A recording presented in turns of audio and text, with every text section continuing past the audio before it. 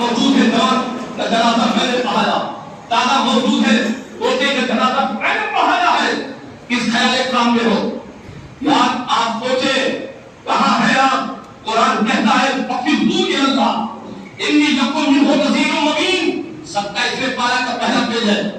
قرآن کہتا فَقِرْضُوا إِلَى اللَّهِ کی جانب بھاگو، اللہ ہے بھاگو اللہ کی جانب، قرآن کہتا ہے اللہ کی جانب بھاگو۔ میں تمہارے لیے کھلا کرانے والا ہوں۔ یہ کلام کس کا ہے؟ خدا کا۔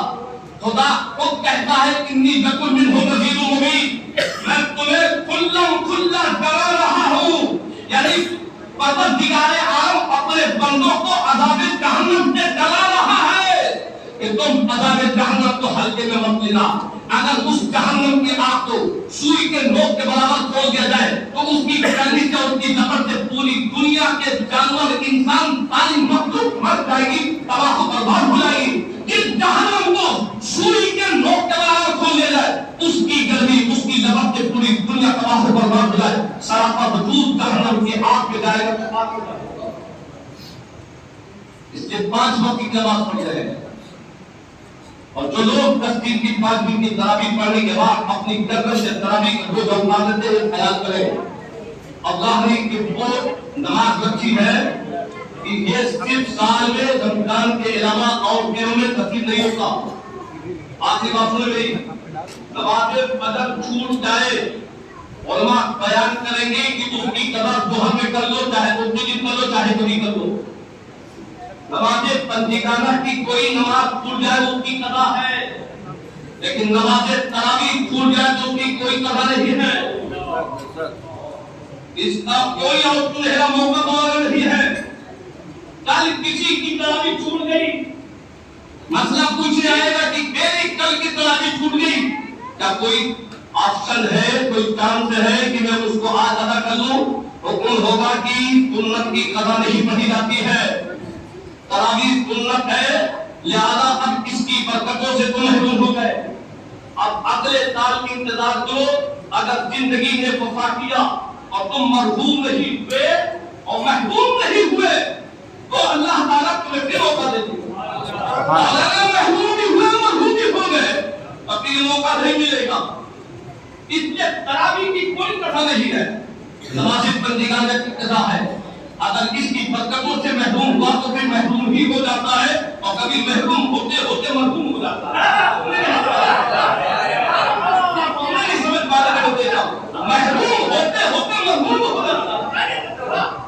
اس لیے سمجھے اپنے آپ کو عبادت کے لیے مشغول کرے، ارے کم سے کم یاد ایک بات سنیں، کبھی کبھی آپ کانپور اور گڑگاؤں کی شہروں میں بھی اور بازاروں میں بھی اور مارکیٹوں میں بھی گھومتے ہیں، گھومتے نہیں دیکھے ہوں گے کہیں کہیں لگا ہوتا ہے، کیا آفر لگا ہوتا ہے، اسپیشل چھوٹ، اسپیشل آفر۔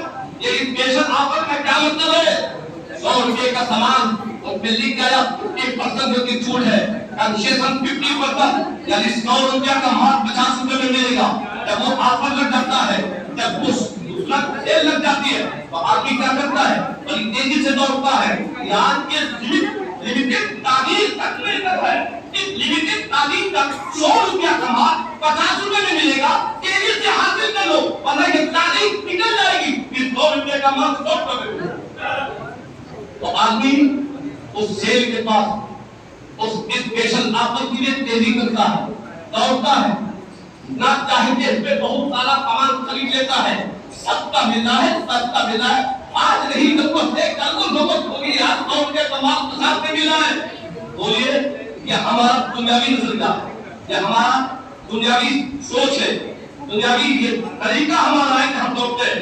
اللہ نے اپنے بندوں کو رمضان شریف کا مہینہ دے کر ایک آفر دیا، اس آفر سے فائدہ اٹھاؤ۔ اللہ نے یہ آفر دیا، وہ آفر کیا ہے کہ واحد رمضان شریف میں اگر ایک جمعہ کی نماز پڑھی جاتی ہے تو اللہ تعالیٰ 70 جمعے کا ثواب دے رہا ہے۔ 70 جمعے کا، یہ آفر ہی تو ہے، رمضان کے بعد یہ آفر نہیں ہوگا، لمیٹڈ تاریخ ہے، 29 رمضان یا 30 رمضان یہ لمیٹڈ تاریخ ہے، اللہ کی جانب سے یہ آفر ملا ہے۔ اگر واحد رمضان میں ایک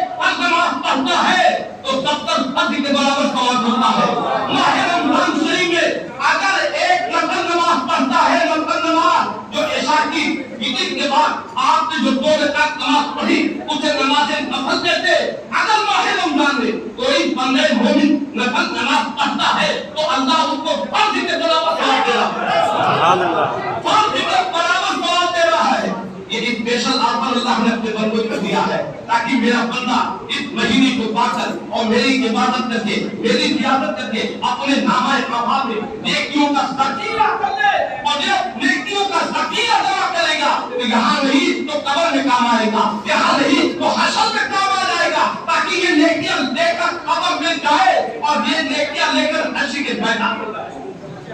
لیکن اس اسپیشل آفت سے ہم کتنا فائدہ اٹھا رہے ہیں؟ بولے اس اسپیشل آفت سے کتنا فائدہ اٹھا رہے ہیں؟ اس لیے ماہ رمضان کا مہینہ چند دنوں کے بعد اختتام نصیب ہو رہا ہے۔